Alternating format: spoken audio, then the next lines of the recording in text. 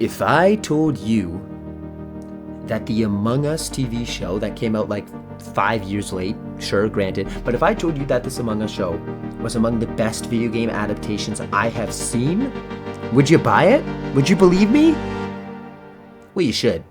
Because not only is the Among Us show super funny, super faithful to the games, but you can tell that it was made with love for the games. The way that they reference the games, that all of the plot elements somehow build from the games, where you didn't think you'd be able to get much story just from, a bunch of little blobs running around a ship. They really flesh out the world. It's a lot of fun. The voice cast has a lot of fun, a lot of good times. The animation, they have some really funny bits, almost like Smiling Friends, where they'll just change the animation style for a joke, and it really hits. This is a really fun show. If you haven't seen it, I recommend you go watch it, because we're about to get into spoiler territory. We're about to dissect how these imposters slowly took over the ship, the varying methods of their success, how they covered up their suspicions, and yeah, if you don't want to be spoiled, please go watch the show. It's well worth your time.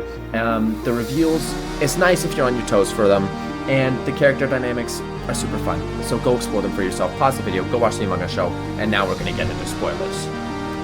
Okay, so we know that orange and green are the imposters, and we know that the ore they are transporting are eggs to create more imposters. Now, a question online is whether green and orange were always imposters, or whether they turned into imposters after the breach in the hull, after the ore press was shown to be broken. The answer, I have no idea. The show tells you nothing. You do see green and orange at the back, like kind of fall behind everybody else. They're both present, but I don't think that they became imposters in this moment, because in Green's big revealing evil monologue at the end, he reveals that they've known each other for a while. So whether this is an operation they do where they have one imposter is like the high up senior rep, and then one imposter is like the lowest seniority rep, and they just kind of meet in the middle of going down chain, I don't know.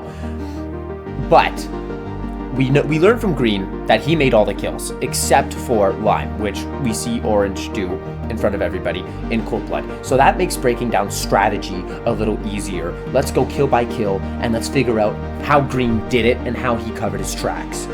And the first kill on the ship is of White. We last see White causing the breach of the hull, flying the ship. And that's the last we see him. When everybody goes to the hole to fix it, he is not there, he is not present, and we don't see him at all during the pizza party after. There's no real sign about who could have left the room, who could have done anything of the sorts. The only real mark of suspicion we has is right before it's revealed that White's dead. Green, who we know is the imposter, asks if anybody has seen White, which, with the information we know from the end, means we know Green killed White, and we know that he's planted himself in here, and he's asking this question to try to raise suspicion off him. Just the innocent, wide-eyed guy going, "Hey, where's my friend? Where's White? Haven't seen him in a while." A nice subtle way to get suspicion off his head. But first kill, we really don't have much for how it was done. We don't see anybody come or go from the pizza party. Green does seem to be coming from the side before he asks where White is, but again, nothing that could really point towards suspicion towards anybody, in my professional opinion. The second kill is of the super handsome doctor, and after investigating White's death, doing a body scan of each of the crewmates, he discovers that there are crewmates with no bones, heavily implying that, he's discovered there's aliens on the ship, somebody sneaks up on him, he's gone.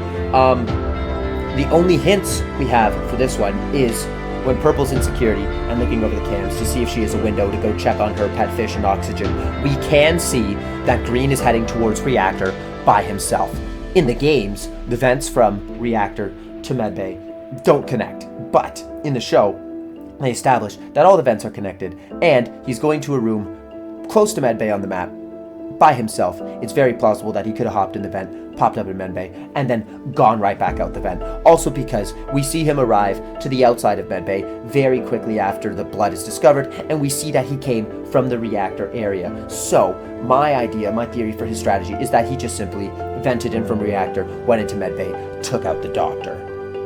Now, upon finding the doctor's body, analyzing the corpse, telling the crew, we have our first emergency meeting. There's no deaths in episode 3. However, I do think it is interesting to analyze the behavior of Green and Orange in this meeting, starting with Green volunteering to take the responsibility as the killer because it will boost his resume, which again, he's just doing a really good job of being that doe-eyed kid who can't possibly be the killer because he has no idea what's going on. Also with Orange, I found it curious that Orange was the first one to point a finger at somebody. Orange points a finger at Purple, saying that she slipped in the blood on purpose to try to make herself look innocent. I just found that interesting that an imposter was the first one to point fingers, and also that it was Green and Orange talking to themselves, which was able to get the group suspicious on Lime, and for the moment decide that Lime is the killer on board. I thought that was just an interesting way that, in hindsight, of course, we know the imposters are trying to get suspicion off of themselves and onto other people. And episode 4, after the meeting, they run off. They go to do a bunch of different things. Orange and Black and Cyan go to check on the ore, where I found it curious that Orange immediately refers to them as my babies when they fall and drop. That was hinting towards their egg nature, which we don't find out till later in Cyan's journal. I just thought that was a nice little detail to discover here. Of course, we find out that Orange is the killer. Of course, Orange pops Lime in front of everybody, but right before they do, I do find it curious that Green just runs from Lime the second he sees Lime, and he sees Lime's weapon. We do know that Lime was using holy water, not salt water, and that's why it doesn't end up affecting the imposters, but I did find it curious that Green ran and actually seemed to show true fear. If not, still just playing to the bit of he's scared, he has no idea what's going on, and if this guy's the murderer, I'm gonna pretend that he's the murderer and I'm terrified of him, so everybody else is suspicious of him. But unfortunately, you know, Orange ruined that bit for him just by revealing herself to the whole crew.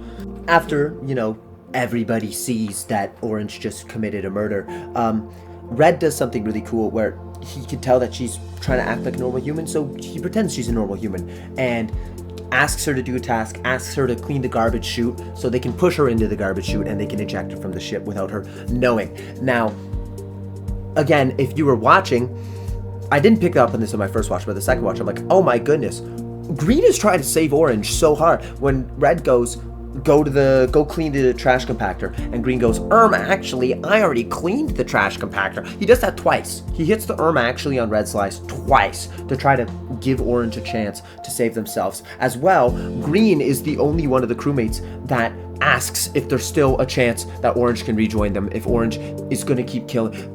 Green, till the very last second, vouches for Orange as long as he can. Orange, you gonna keep killing crewmates? Yeah. What was that? I said yeah. And there's your answer. And I found that very telling for his strategy of trying to keep as many imposters as possible. Again, one more body shield between him and the next, because now he's in this alone. And the next episode, when the oxygen gets sabotaged, and everybody gets really high, that stuff's really funny. As far as imposter strategy, I can't say. What we see from Green is that, number one, he huffs so much oxygen. He's like hyperventilating the oxygen, intentionally trying to maybe hurt their oxygen supply. We do see another, well, we don't see another kill, but we see that Yellow, Black, Cyan go off.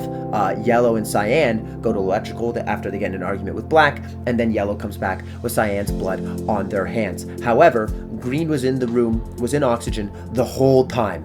The whole time. He never left. He was there the whole time with Purple and Brown. So how he pulled it off at this point in the story, we still don't really know. And Yellow being alone with Cyan doesn't bode well for her.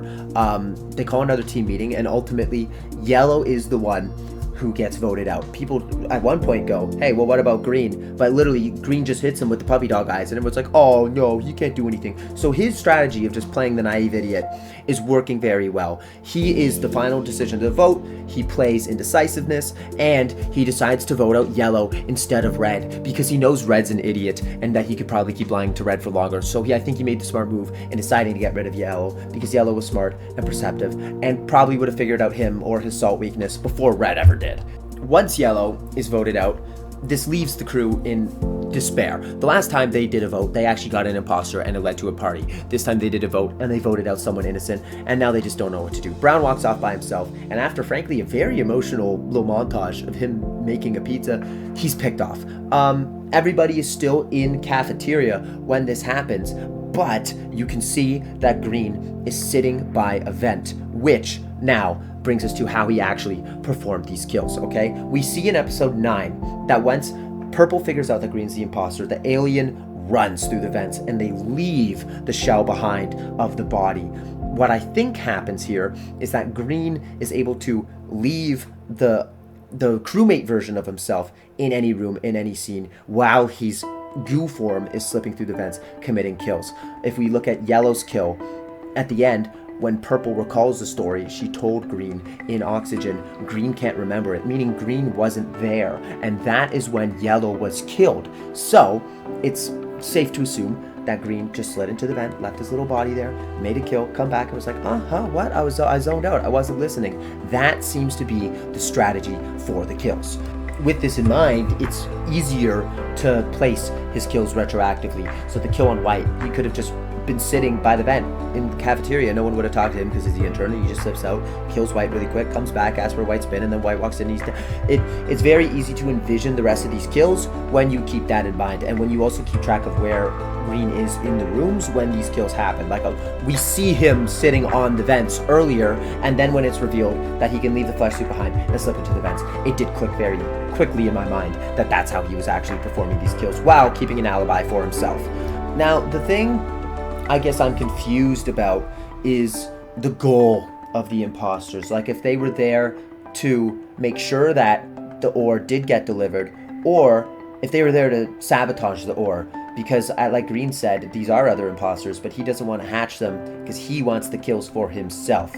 Was it as simple as trying to get the ship to wherever it had to go, to then hatch them there, to then take it over? Who knows? I really hope this is at the end of this world, of the show, because this was really fun. Again, this was a really good show. Watch it. The dynamics of the character dynamics are very impressive for just 12-minute episodes of TV, especially about Among Us, and the action, the story, real fun stuff. And I just have more questions about this world, and I want them answered. But I did really enjoy the show. I enjoyed how they fleshed out the characters, the mystery of it all, the voice acting. Again, Yannette Nicole Brown, Randall Park, they have so much fun in this. I had so much fun watching it. It's 2 hours to watch the whole show. Go watch it. And yeah, I really hope you get more, because it was really fun. And this world feels so lived in. I was surprised with the amount of personality they actually were able to give the crewmates, and how attached I found myself actually getting to the crewmates themselves. So yeah, let me know what you thought of the Among Us show.